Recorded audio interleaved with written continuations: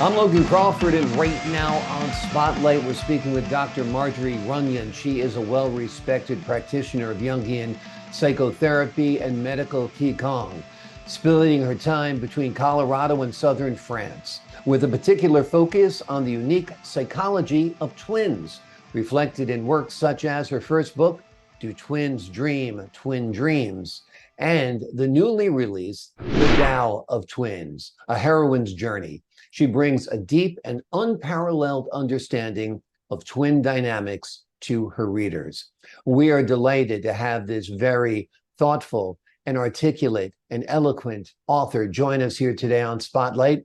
We thank the team at Bridge Literary Media for helping us put her in the spotlight today. And we ask viewers like you to support writers like her by subscribing to our channel. Doctor, so good to see you here today. Thank you so much for having me. It's a privilege. Oh, the privilege is all mine. I appreciate your time. What started or piqued your curiosity in studying twins?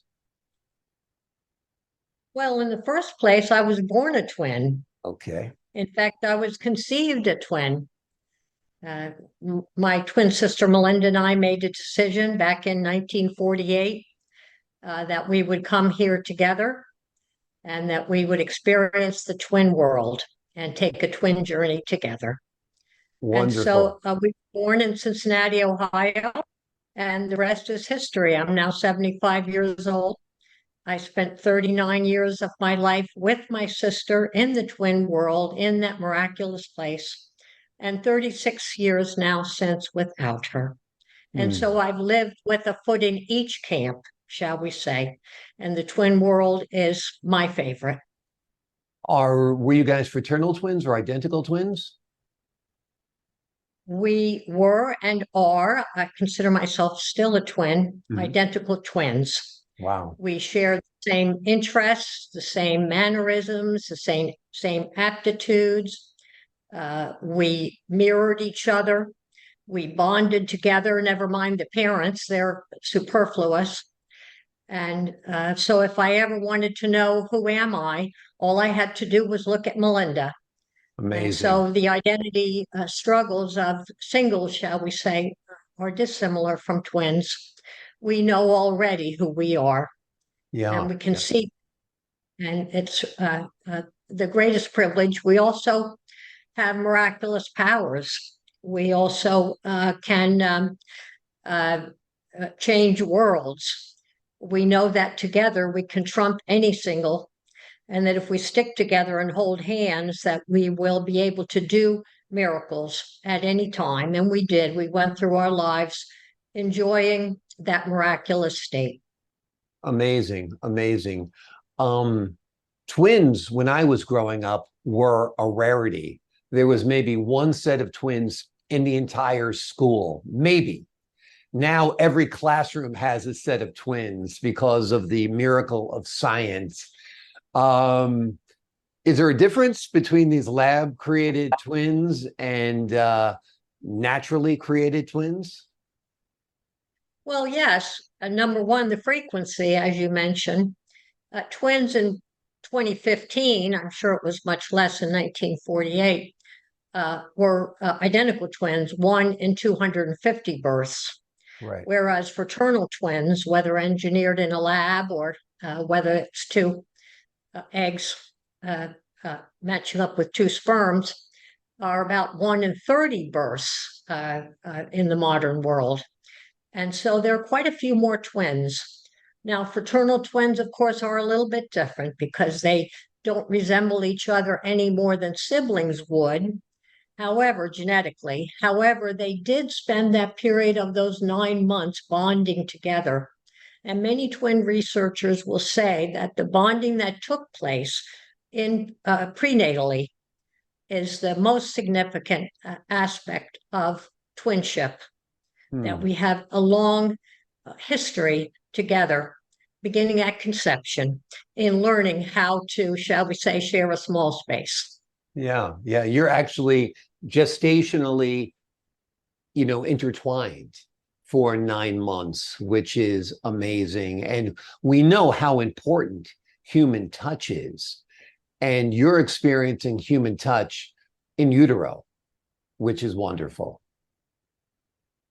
The twins begin to interact at about 16 weeks. They're already gesturing and touching each other. And of course, that develops into a separate language that many of us have, particularly on the identical side. And it does enable us to learn to experience a type of love that is almost indescribable. It's a love of self and the other. Freud, we would say in object relations, where the object is the self. Yeah. And so we bring to the world a tremendous capacity to teach love. And I think that's one of the reasons why I have been blessed to have an excellent psychotherapy practice. As you mentioned, I followed the work of Dr. Carl Jung, dreams, archetypes, etc., depth psychology. And so I'm able to go deeper inside, I think, and bond more quickly with my clients because of my experience as a twin. Amazing. It's fascinating, and I could literally talk to you all day about it. And I'm sure you have a million stories to talk about your special connection with your twin, Melinda. And I'd love to hear them. But let's first talk about your book, The Tao of Twins, A Heroine's Journey. Let's give the folks at home the big picture. What's the book about? Well, at the age of 39, I received a phone call from my sister Anne, who's 7 years younger. Melinda and I were the firstborn. Actually, I was the second-born twin. I was lucky I wasn't left out in the wilderness, like many were. Yeah. And my sister Anne said to me, I have the hardest thing to tell you that I'm ever going to tell you. Melinda is dead. And so at 39, my life changed completely. I went from my primary identification as a twin, my primary archetype, one could say, that had been aroused in me for this lifetime, to losing everything. Like losing part of yourself. On Earth was my life. And so I can't explain to you other than to say that I became invisible. I was no longer a twin. I was no longer anyone. I was so debilitated by grief that I could not function. I just had no idea, Mr. Crawford, how I was going to go on in this lifetime. If I could have breathed life back into her, I would have.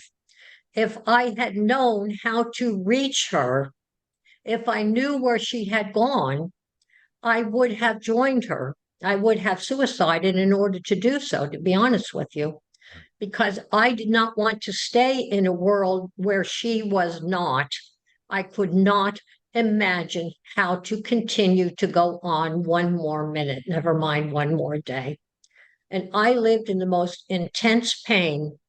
And having worked with Dr. Nancy Siegel out at UC Fullerton, she says the worst grief is the twin loss, followed by the partner loss, followed by the child loss. And so she worked with a lot of so-called twin-less twins, but we aren't less, we're more actually, because we have to incorporate the other one.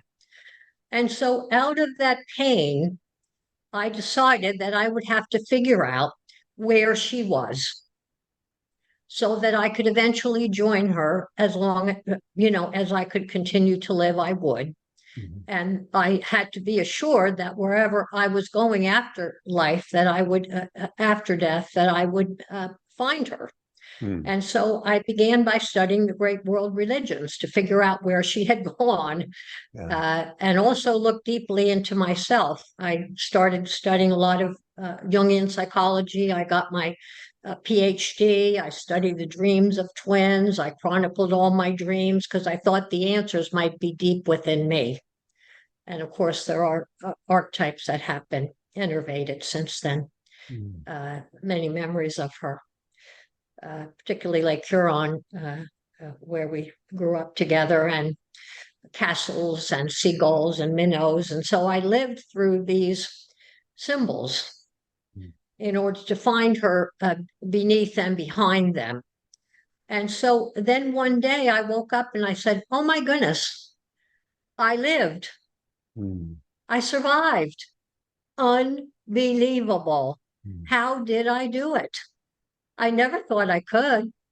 And then the next thing I knew, I said, oh my goodness, now I have to reach back and help the others.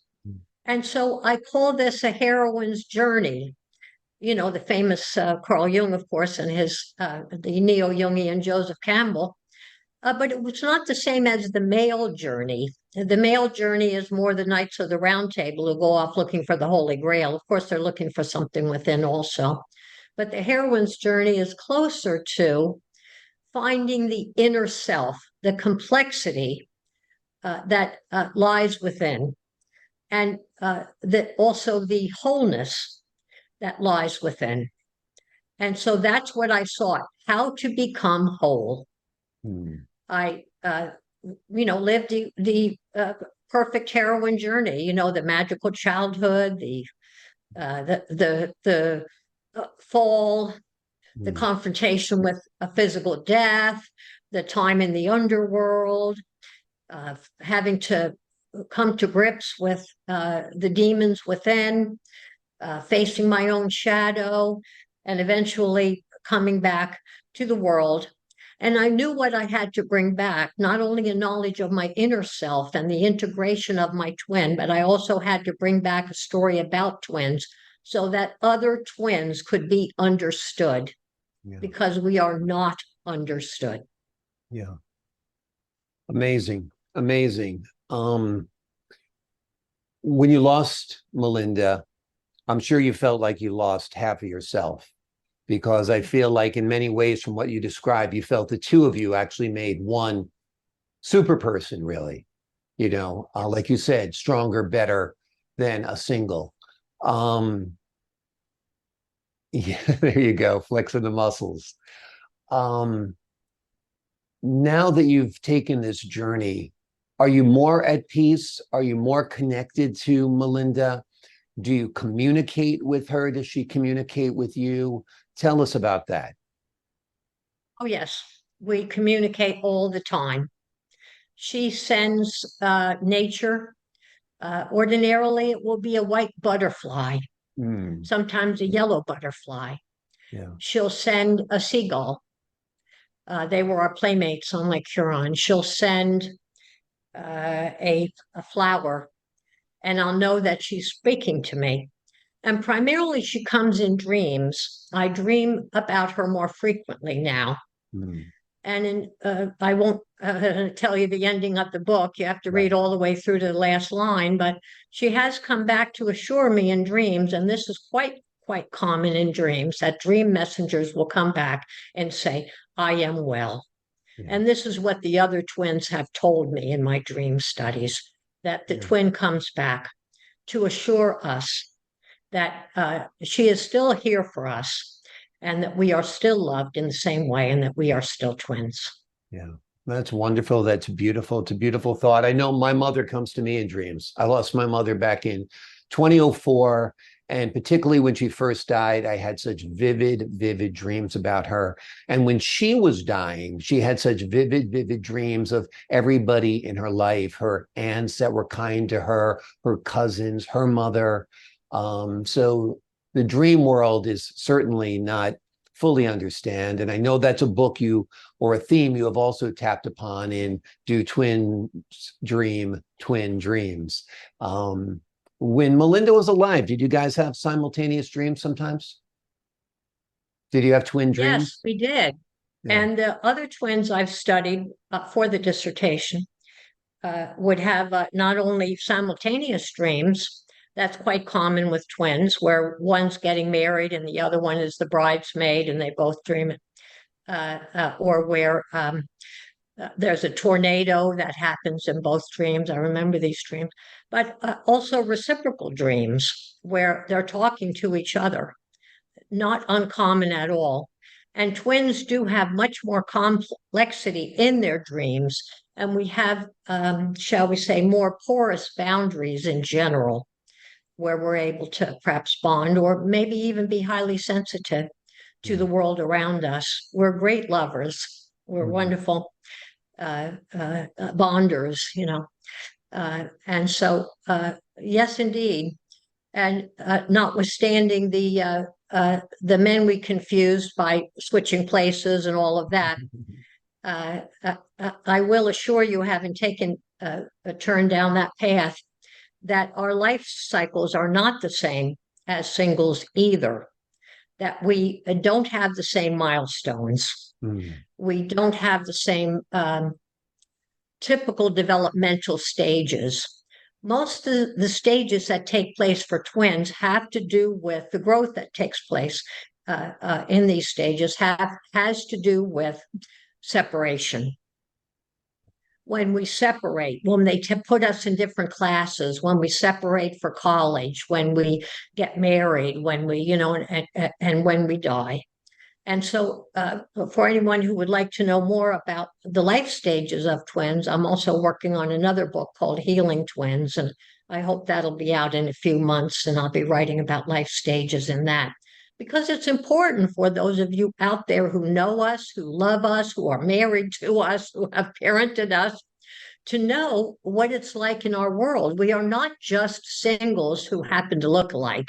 Right. And this is the problem with psychotherapy with twins, is that they do not get the help they need for these separations. And they come to me and they say, Dr. Runyan, my last psychotherapist was horrible. And, you know, the psychotherapists have all different shapes and sizes. However, if they don't understand twins, they can't help us. We know that we live in a twin world, and honestly, we know you don't understand us. And guess what? We don't care. In some way, we have our own world. So when we meet up with other twins, we know that they are our allies and that they have some sense of what it's like to be on Earth as a twin. And the rest of the people, good luck with that. You know, we kind of feel sorry for you. Right. Well, I've known only a handful of identical twins. Right now, I'm not friends with any, but, you know, growing up, I became friends with certain identical twins, and they did seem to have a special bond, of course. It was always amazing to me that they looked exactly alike. I remember I was friends with Mike Daly and Brian Daly, and I could never tell them apart, and they played off of that. I also thought it was very, very strange that the school had rules that they couldn't be in the same classroom together. And I just like, why? These guys are great guys. Because they happen to be each other's best friends, that means we have to tear them apart. I mean, there's a lot of critiques to be made of schools, and that's one of them for sure. They're not run by the best and most good-hearted people, of course, although they would beg to differ.